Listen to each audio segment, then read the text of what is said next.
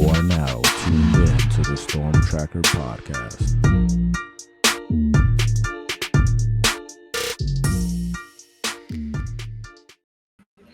Welcome back, family, to the Storm Tracker podcast. I'm Marcus Benjamin here, representing for CanesCounty.com, part of the Rivals.com network. Make sure you subscribe to the website, CanesCounty.com, for free. Use the promo code Miami30, and also subscribe to this YouTube channel, live from Canes County. It's scouting the opponent, of course, and every week we give you an idea of the Miami Hurricanes football team's opponent for the week. And it's the regular season finale with everything on the line for the Hurricanes this week, playing the Syracuse Orange. And today I've got Jim Stechschulte from the Juice Online to provide me some insight on the Orange. Thanks for joining me today, Jim. Marcus, thanks for having me. I appreciate the invite. Awesome. Yeah, it's a short week. I guess you could say, as far as preparation for us and for everybody, I guess, involved here. So definitely wanted to get you on to get your opinion on the Orange, who are 8-3. Really impressive season from first-year coach Brown here.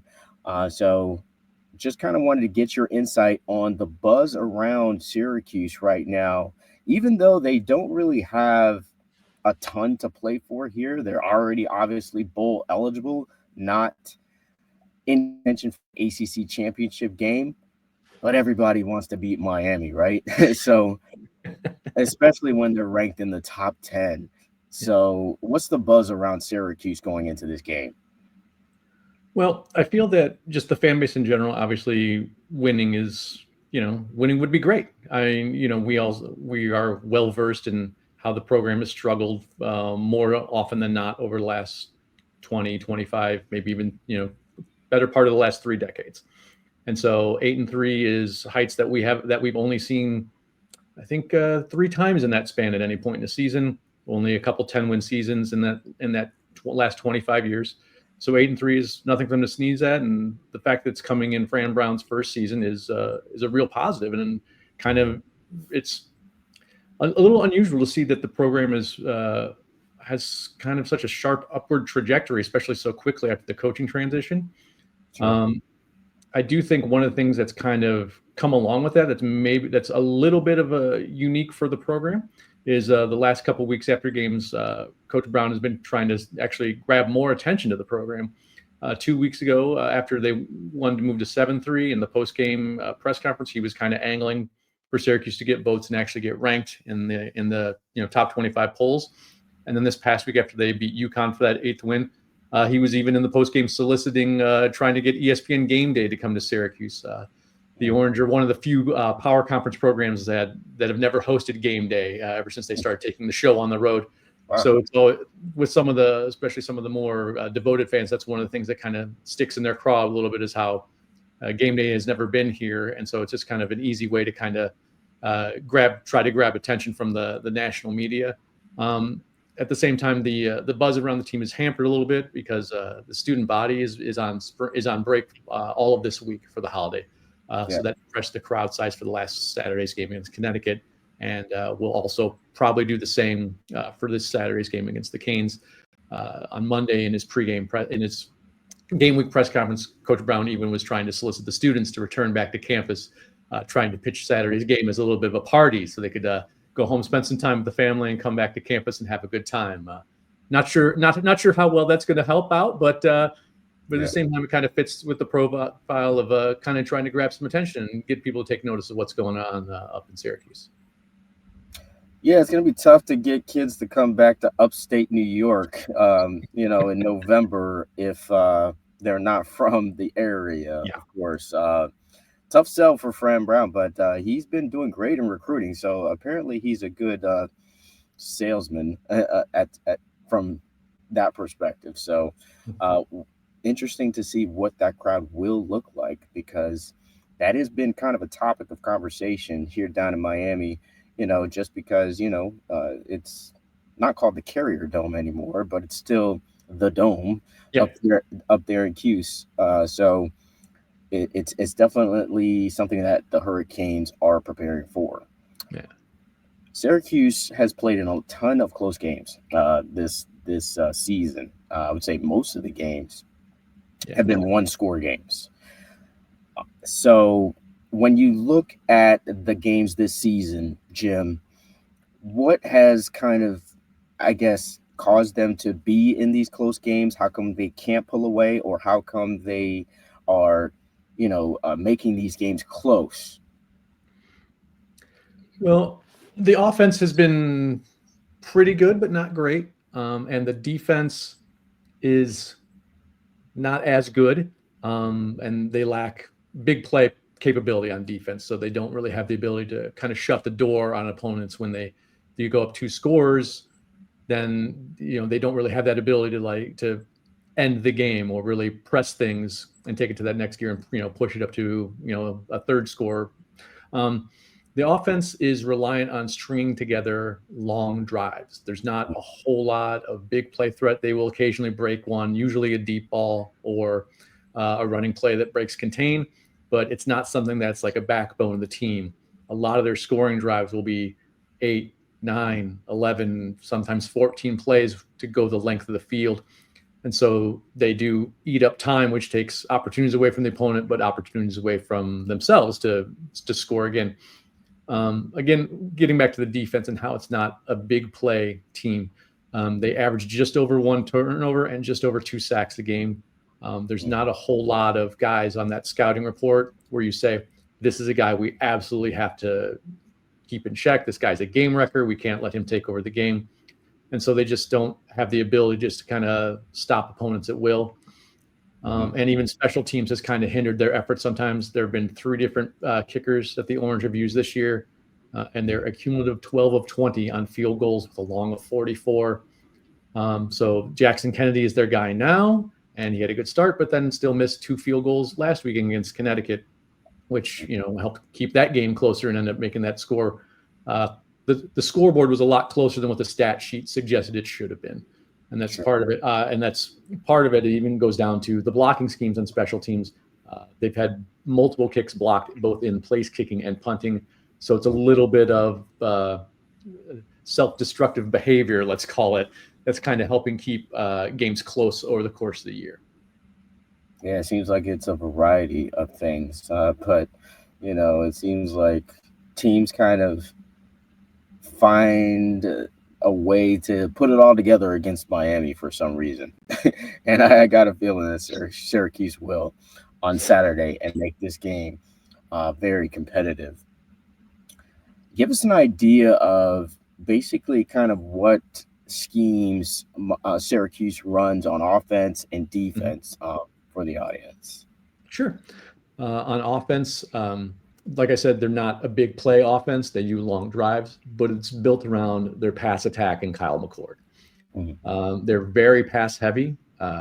They're at they run the 63% of the play calls are pass plays, and they lead Division I's as a team in both pass attempts and completions, and are second in passing yards. But a lot of where they operate is the short to intermediate range.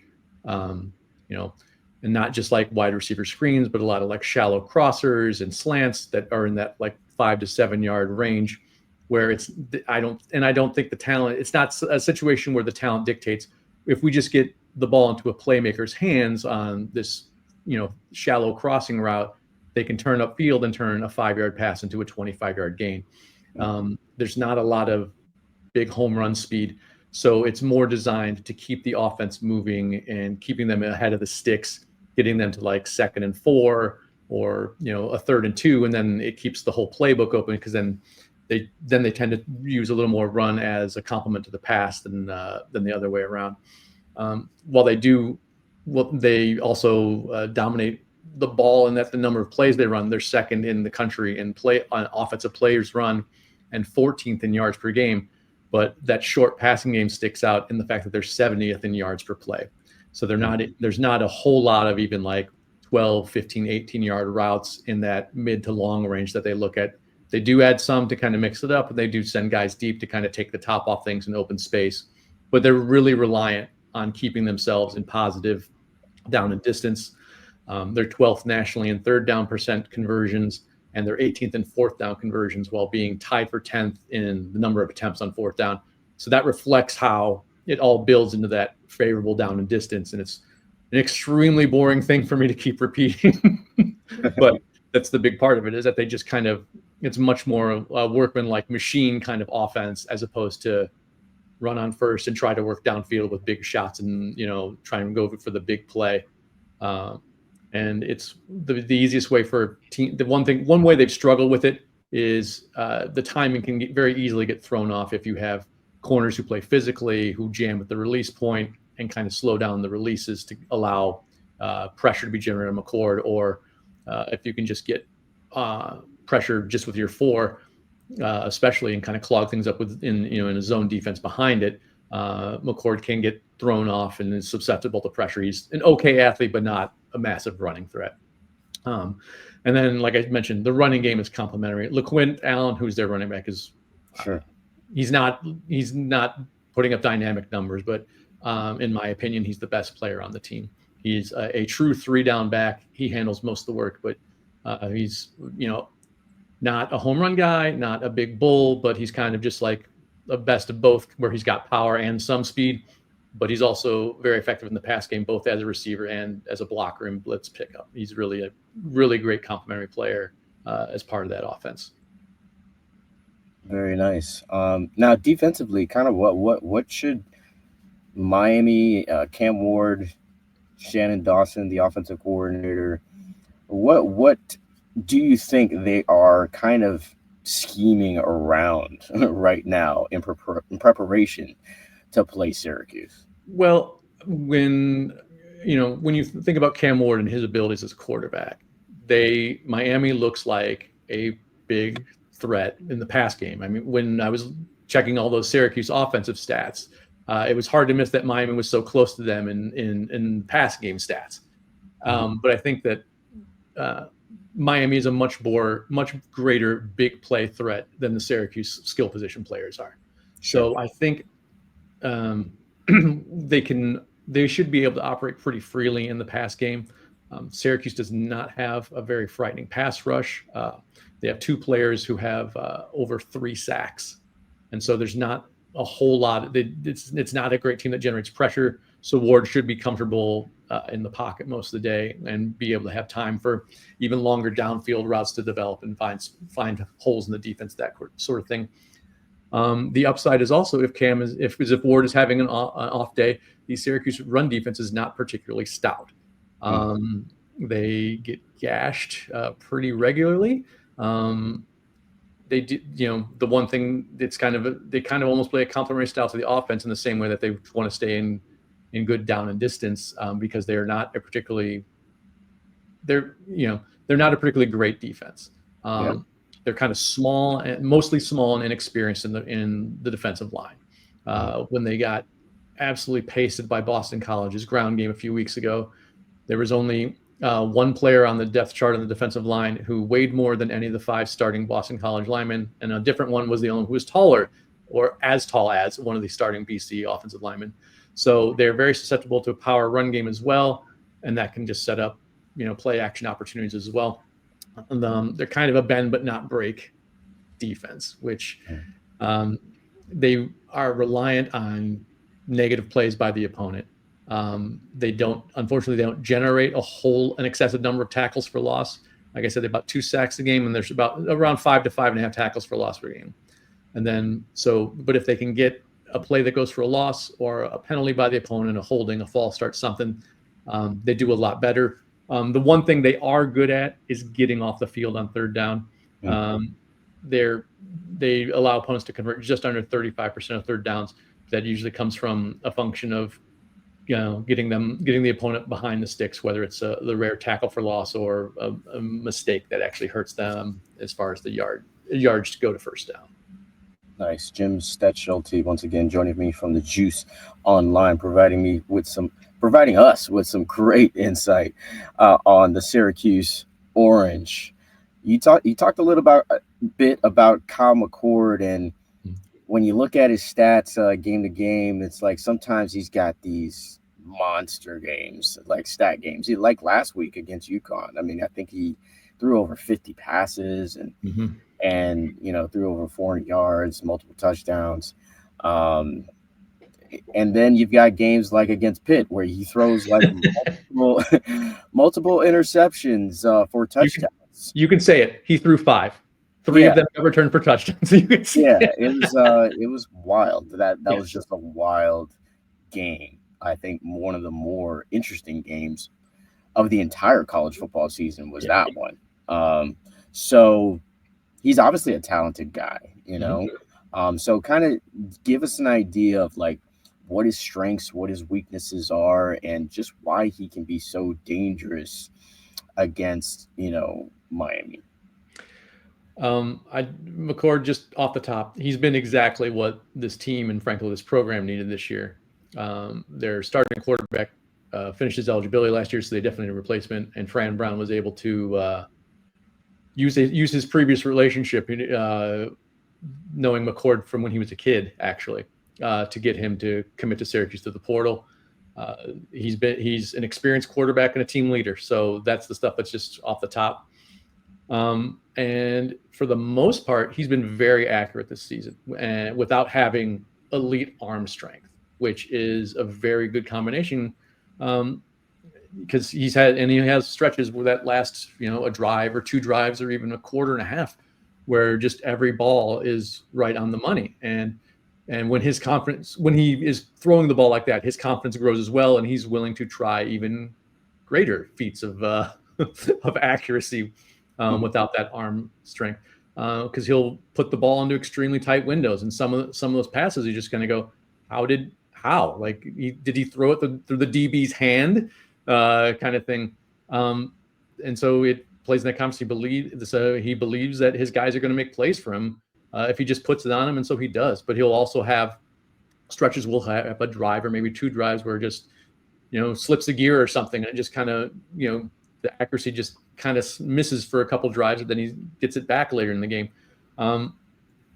The confidence thing with his ability to be that accurate without that great arm talent is that double-edged sword, because it sometimes gets into problems, not just in the Pitt game that you referenced with the 5 interceptions, but he's got 12 on the season. I mean, as you mentioned, he does throw the ball a lot, so like his interception percentage is not egregious, but it is a risk but he is trying to make plays happen. Some of his not as great looking interceptions have come on some of the deep shots downfield, a couple of times where he's just overthrown or otherwise just missed the receiver.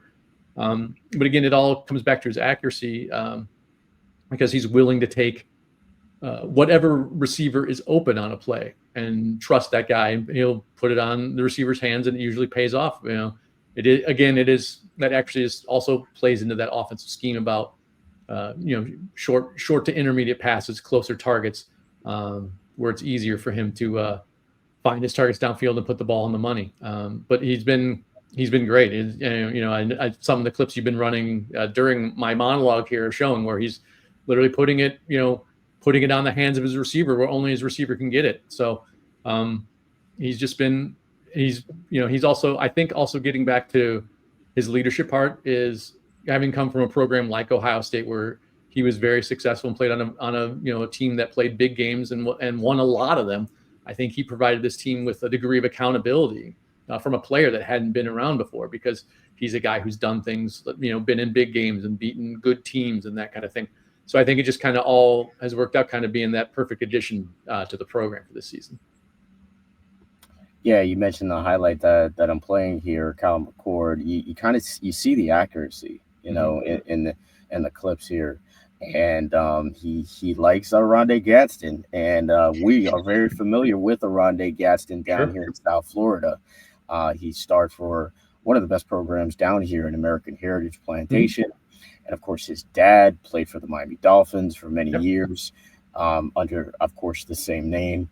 And I would expect that Miami is going to try to make sure that they game plan around Oronde Gadsden, and Kyle McCord, that combination. Yeah. So tell me a little bit about him and just kind of what he's kind of meant to this offense, Gadsden, and any other playmakers that Miami should be kind of aware of going into Saturday. Yeah, like you mentioned, Gadsden is one of the top receiving threats in this team. Coming into the season, I think he was the top of the line for the opponent. Scouting plan. Just because he's a tight end, he's not a big bulky tight end. I think of him more as an oversized wide receiver who happens to play tight end. Under Dino Babers a couple years ago, they moved him inside from wide receiver to play as a tight end. He's not like an inline blocking tight end. He was usually offset from the formation because he's more of a pass threat. He was injured last year, was able to put on some weight, so he's more like he has closer to traditional tight end size as opposed to just being kind of a jumbo-sized wide receiver now. But he got All-American honors a couple of years ago as a tight end. He kind of works in that short to intermediate range. A lot of it is in the middle of the field. But as the highlight should, they will send him down the line if they can get him into like a man situation. One of the things they like to do is because he's 6'5" and 230 is if they can get him in a man situation against a defensive back, he's too big to handle. And then when they'll line him inside, sometimes they'll get him on a linebacker who's usually a little bit too slow to handle him. So they kind of try to use him as a bit of a mismatch in their offense. But he's not the only pass receiver who's been extremely productive for the Orange this year. They have two wide receivers who are competing with him on the stat sheet every week. And it's one of the things that, tying back to what I was talking about with McCord about how he'll take the open guy. The two leading wide receivers of the team are Trevor Pena and Jackson Meeks. Between Gadsden, Pena, and Meeks, all three of them have at least 65 receptions for at least 743 receiving yards and at least 5 receiving touchdowns on the season. So McCord is more than happy to spread it around to whoever's open, whoever's available, whatever the play or the coverage dictates. Like I said, Gadsden is the big size guy that they use for either middle of the field or sometimes deep shots down the sideline. Pena is a smaller player, more quick than fast. He's also doubles as the punt returner for the Orange. So he tends to operate close to the line of scrimmage, or even like last week against UConn, they ran like a simple out route for him for a 3-yard touchdown pass. And just like he got a quick enough break off the line that the DB just didn't have a chance. Meeks is just more kind of just an overall good football player. He's not a giant. He's not a speed burner kind of guy. He's just a very good football player who transferred to the Orange from Georgia. Fran Brown bring him over from his previous stop as the coach. And so all three provide very diverse threats through the pass game for the Orange. That looks like Trevor Pena right there. Again, that quick release to the outside. McCord puts the ball on his hands, and he's able to beat the defender to the pylon. And I mentioned LaQuint Allen earlier as a 3-down back.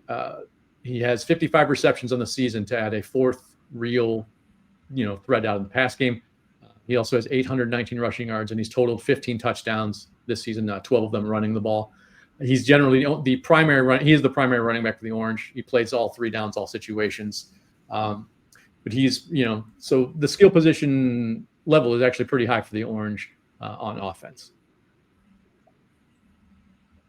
Very nice, very nice. Yeah, I am very familiar with the playmakers that Syracuse has that Miami should try to shut down. If there's a weakness on this football team overall, it is definitely the defensive backfield. They've just been banged up for the most part this season. After the first game, they lost potential starter in Damari Brown, and in recent weeks, they've lost Jadias Richard from the defensive backfield as well.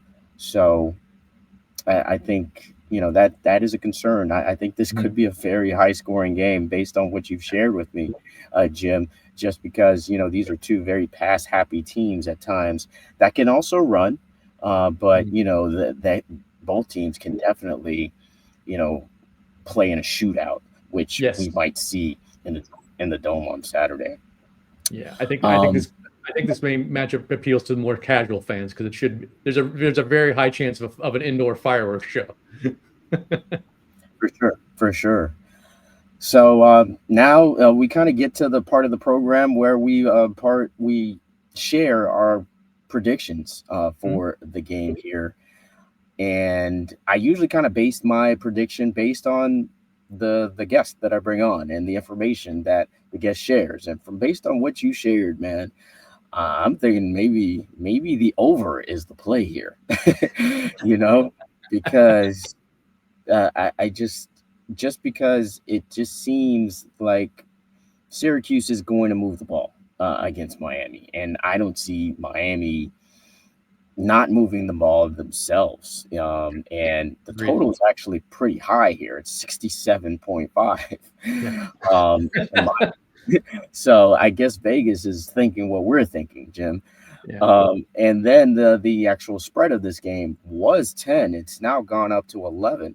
Mm-hmm. So money seems to be going on Miami to win this by double digits. But for me, not to say that I'm a betting man at all, but home dogs are usually a good play, especially in college football.